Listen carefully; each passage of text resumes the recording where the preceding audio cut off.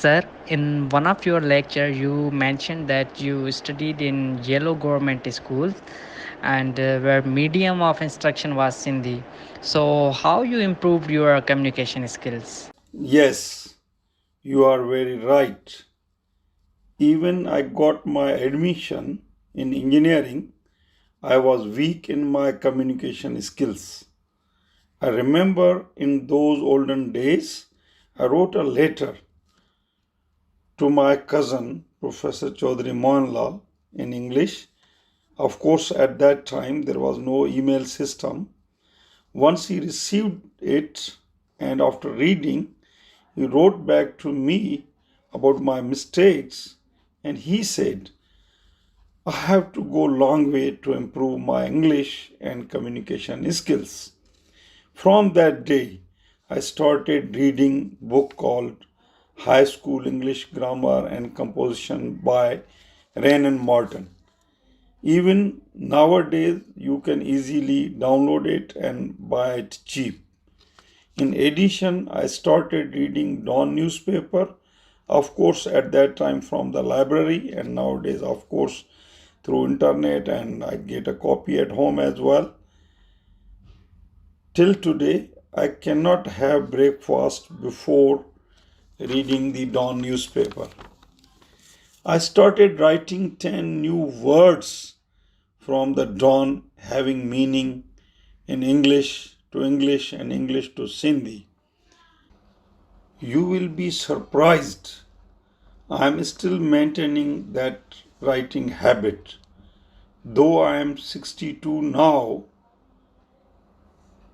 so even you will write 10 words a day instead of 365 days a year. If you write only for 200 days, you will have treasure of 2000 words addition in your vocabulary. In 10 years, you will have 20,000 new words for talking. No one is urging you to be a walking dictionary, but you will agree that a comprehensive vocab has many advantages. Not least is the fluency of expression, which increases confidence. These plus a pleasant voice and appearance will earn you respect, open up opportunities for leadership, and usher in significant and satisfying living. As you know, reading also plays an important role in communication skills. One of my very good senior friend working in industry, engineer Irfan Ahmed, always put emphasis on reading English novels, articles, books of your own choice. He always quotes in his talk that reading not only introduces you to new words but shows how to use them. It also keeps you familiarized with those already known words and demonstrates how they have further meanings and uses. The more authors and subjects you read, you have bigger stockpile of the words. Let me share with you very interesting experience regarding communication and interviewing skills. One of my former students, who happens to be CEO of a multinational company, asked me about my availability for conducting interviews. He said there are 20 candidates and they needed my 3 hours time. I said yes. I supposed to visit Karachi on that day to apply for my European visa in the morning, and my afternoon was quite free. So I joined them before lunch, and after the lunch, all set to conduct the interviews. CEO introduced me to his HR team as well, and he told me about the interview conducting procedure. The CEO further mentioned that at the beginning he will ask candidates about introducing themselves, and then after one or two simple questions to let them settle down, I may ask some technical questions from the candidates. Later on, HR will ask few questions, and this may take about 10 to 12 minutes for each candidate. So first candidate entered in the interview room.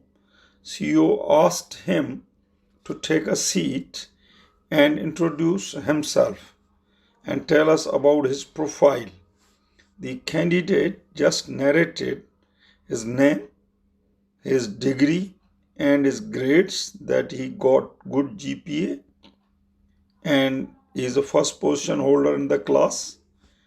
Nothing else.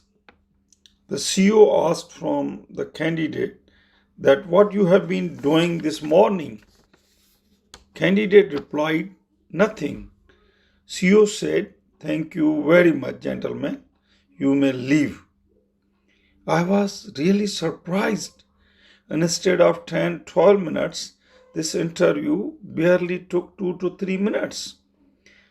CEO told me that they wanted to know about communication skills of the candidate, attitude, confidence, and the interest.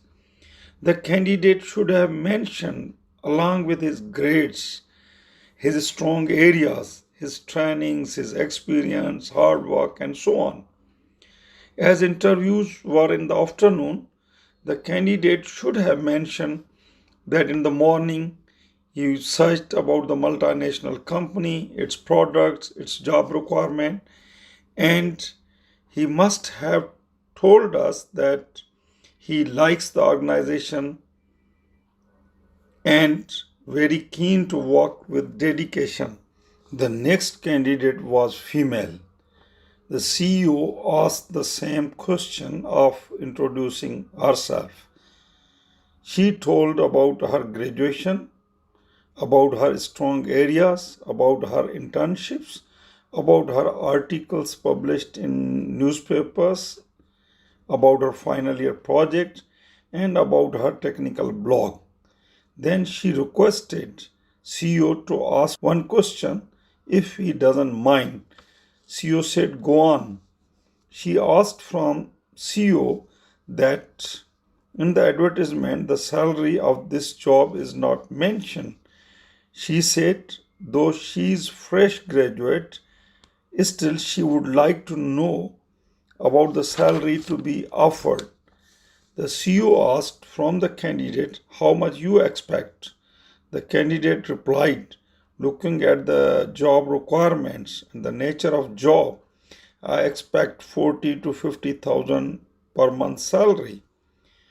The human resource personnel said, yes, we do offer this salary for a good candidate. CEO introduced me as an expert, and then I asked few technical questions which she answered very well. I gave her 85 marks out of 100.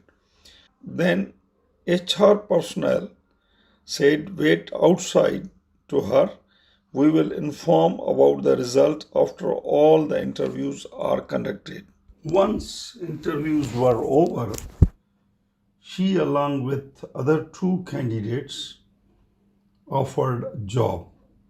But the candidate who had high CGPA but weak in communication skills and having lack of confidence was not offered job. I have already mentioned about developing self-confidence in our earlier lectures. You may click at arrow and watch those videos as well. So please don't say you have no time for reading. Put aside a mere 15 minutes a day, and an average reader, you will get through at least 20 books in a year.